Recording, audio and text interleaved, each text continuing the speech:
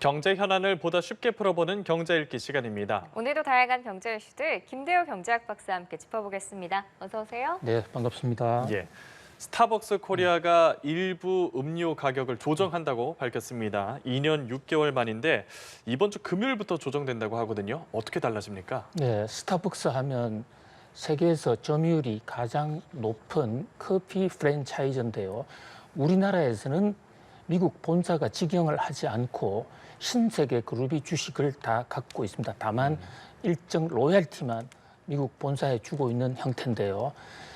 전 세계와는 달리 한국에서 이 스타벅스 코리아, 그러니까 신세계가 스타벅스 가격을 좀 조정했습니다. 근데 조정 내용이 상당히 복잡해서 이것이 올린 건지 내린 건지 좀 헷갈려요. 네.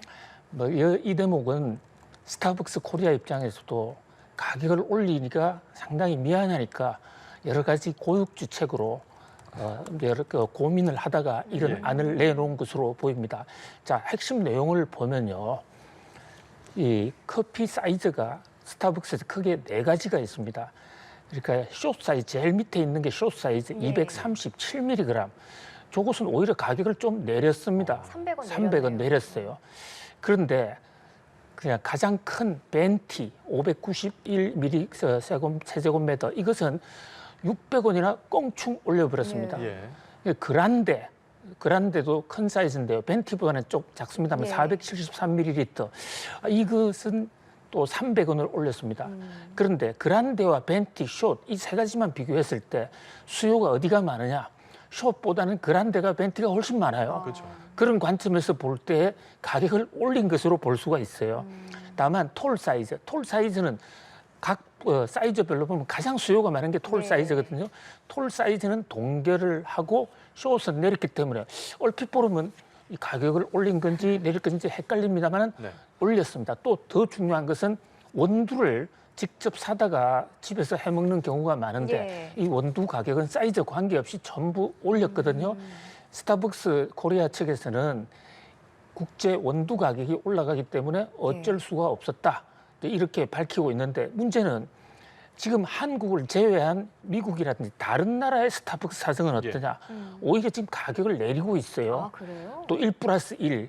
왜 이러냐면 코로나 팬데믹 이후에 스타벅스 가격이 좀 올라가니까 소비자들이 스타벅스를 아예 사용하지 않는 이런 현상이 지속되니까 그 고객들을 다시 끌어모으기 위해서 가격을 낮추고 1+1 행사까지 하고 있는데 우리나라에서는 세계적인 경향과는 좀 달리 가뜩이나 지금 물가가 올라가는 이런 와중인데 그 가격을 올렸다.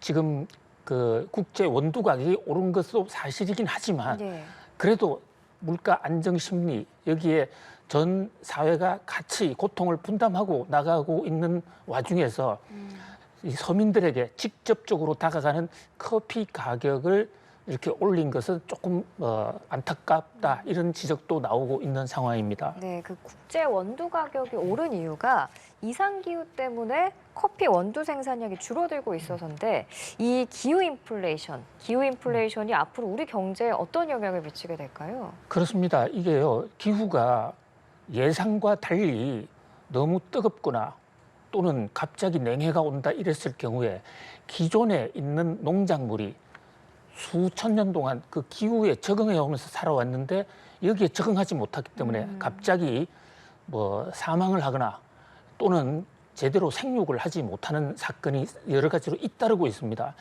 그러다 보니까 이 전 세계에서 어느 나라를 막론하고 기후에 따른 물가 상승 이것이 굉장히 지금 이슈가 되고 경제의 근본을 흔드는 물가 안정 기조를 흔드는데요. 자, 이 기후 이상은 이제 변수가 아니고 상수다. 그러니까 언제든지 생길 수 있다. 이를테면 우리나라 같은 경우에도 사과가 기온이 좀 낮은 서늘한 지역에서 잘 삽니다. 근데 그동안에는 경상북도 지역이 서늘해서 고지도에 많이 살았는데 기후가 올라가면서 그 지역이 사과가 잘 안 되거든요. 그렇다면 이 기후 변화에 대응하기 위해서는 생산 자체를 좀 선제적 대응으로 좀 더 기후가 서늘한 강원도라든지 이런 데 빨리 좀 옮긴다든지 미리미리. 이런 게 필요하고 또 이제 정부나 기업 입장에서는 어떤 그 평소에 비축 물량을 좀 늘려서 가격 인상에 신속 대처할 수 있는 이런 지혜가 필요할 것으로 보여집니다. 예, 이번 주 금요일부터 조정되는 스타벅스의 커피 요금 얘기 나눠봤고요. 티맵프 사태로 한번 가보겠습니다. 큐텐그룹 구영배 대표가 어제 국회 정무위 현안 질의에 출석을 했습니다. 여기서 동원할 수 있는 자금 규모가 800억 원이다. 그런데 당장 사용할 수는 없다라고 얘기했거든요. 무슨 뜻입니까? 그렇습니다. 그동안에 은인자중하던 뭐 좀 일각에서는 잠적했다라는 설까지도 있었는데 네. 구영배 큐텐그룹의 대표가 국회에 나타나서 어떤 국회의원들과 질의응답 세간에 최근에 터진 티몬 UMF 사태에 대해서 질의응답을 했습니다. 여기서 최대의 관심은 지금 앵커님 잘 지적하신 대로 과연 이 큐텐 대표가 이번 사태를 사제 추도로 막겠다고 그랬는데 막을 수 있는가라는 대목이었습니다. 800억 정도를 지금 동원할 수 있다고 그래요. 800억도 적지 않은 돈이고 또 800억의 자신의 자산을 이용해서라도 사태를 막겠다. 뭐 이런 대목은 높이 평가할 수 있습니다. 그런데 문제는 지금 현재의 부실 규모가 소비자들, 일반 소비자들에게 약 2,100억 원, 그다음에 또 이 입점 업체들까지 하면 1조 원 정도가 넘어갈 것으로 보이는데 800원 가지고는 좀 턱도 없이 부족할 것 같고요. 예. 더더군다나 구영배 회장이 그 800억 지금 당장에 동원할 수 있는 것도 아니다. 왜냐하면 이게 주식으로 있는데 우리나라에도 있지 않아요. 싱가포르에 있고 상장사도 아니기 때문에 특별히 점주를 찾지 못하면 그것을 현금화시키기는 상당히 어렵습니다. 이 대목도 좀 투자자들이나 소비자들이 안타깝게 애를 태우는 대목이고요. 그보다 더 심각한 것은 이 구영배 대표의 진술에 따르면 티몬이나 UMF의 고객이 물건 사겠다고 낸 돈, 그 돈을 가지고 M&A라든지 프로모션 이런 데 일부나마 썼다. 예. 이것은 사실은 고객에 대한 배신이잖아요. 예.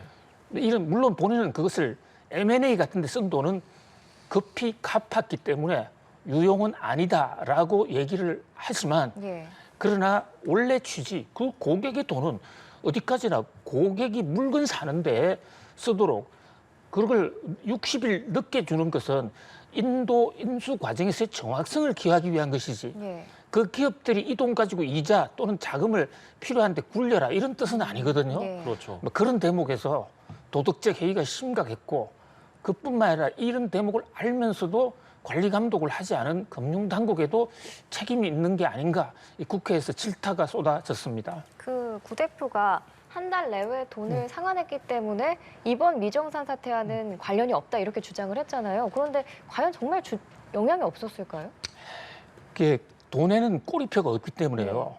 돈이 예를 들어서 내가 500억이 있다 하면 이 돈은 고객한테 받은 것이고 이 돈은 개인으로 번 것이고 이게 계좌를 분리해 놓지 않으면 알 수가 없는 겁니다. 예. 뭐 그런 점에서 신뢰하기가 좀 어렵고요. 결과적으로 지금 구영배 큐텐 그룹이 현재 자금 부족이 생겨서 그 돈을 제때 주고 있지 못하지 않습니까? 예. 그 부족액이 생겼는데 그 부족액이 고객에게 준 돈에서 온 것인지 아닌지 이것은 과학적으로 분별하기가 불가능합니다. 예. 따라서 현재 돈의 일부라도 나중에 돌려줬다 하더라도 그것을 사용했다는 것, 이것은 범죄의 혐의도 있다 이렇게 전문가들이 지적하고 있는데요. 그러니까 우리나라는 쿠팡을 비롯한 많은 회사들이 고객 돈을 가지고 자금을 굴리는 이런 것을 그동안에 상습적으로 하나의 관행으로 해왔단 말이죠. 예. 그런 면에서 이 돈을 에스크로 계좌라든지 고객 돈과 회사 돈은 좀 철저히 구분하는 가상자산 경우에도 비트코인 같은 경우도 소비자 이용자 보호법이 발동이 돼서 이제는 그 계좌를 구분하거든요. 이 대목도 이커머스에 대해서도 전체적인 아주 혁신적인 제도 개선이 있어야 될 것으로 보여집니다. 그러면은 가장 보완이 시급한 부분은 뭐라고 보세요? 그러니까 일단은 그 고객의 돈을 예. 허드로 따로 쓸 수 없도록 하는 대목. 그러니까 법제화를 시켜야 된다라는 그렇습니다. 현재 지금 이커머스 부분에 대해서는 그동안에 국회에서도 여러 번 이 자금 관리 부분에 대한 이 법제화, 입법 시도가 있었는데 예. 혁신 기업의 스타트업을 촉진하기 위해서 이것을 지나치게 규제하면 스타트업이 타격을 받을 수 있다. 예. 이래서 좀 많이 완화한 그런 현상들이 많이 있었거든요. 예. 이제 그와 동시에 또 이런 기업들의 자금이 부족했을 때 그건 결국 고객들이 불안해지는 거기 때문에 자기 자본 비율이 몇 %가 되느냐 이런 제도를 의무 공시 제도를 만들어서 일반 상장 기업의 경우에는 수시로 공시하지 않습니까? 그래서 소비자들이 이 회사가 안전하다, 그렇지 않다는 것을 스스로 시장에서 알고 판단할 수 있도록 하는 그런 어떤 이 공개 제도도 좀 필요할 예. 것으로 보여집니다. 예, 지금 이번 사태가 큐텐그룹 다른 계열사로도 번지고 있거든요. 계열사가 적지도 않습니다. 인터파크 도서 서비스가 중단됐고요. 구 대표 본인이 직접 인터파크 커머스, AK몰의 정산 지원 가능성도 있다고 언급을 했습니다. 그렇습니다. 그러니까 좀 앞서가는 투자자들이나 소비자들 입장에서는 티몬과 UMF가 돈을 제때 안 돌려줘?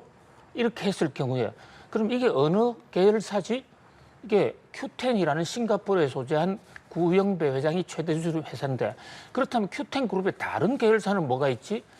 AK 몰 같은 경우에는 애경이 한 것을 큐텐이 인수했거든요. 예. 그 밖에도 위시라는 회사는 미국의 이커머스입니다. 그것을 인수했는데 이 회사도 서로가 지금 자금을 주고받은 흔적이 많기 때문에 네. 같이 자금난에 빠질 수가 있대서 소비자들이 더 이상 추가로 돈을 내지 않기 때문에 급격한 유동성 부족이 올 수가 있다.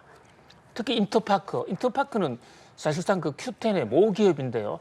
인터파크 같은 경우에는 벌써 지금 도시상품권 같은 것은 그것을 인정해주지 못하겠다. 사실상 지급 거절이라고 볼 수가 있는 것이죠. 예.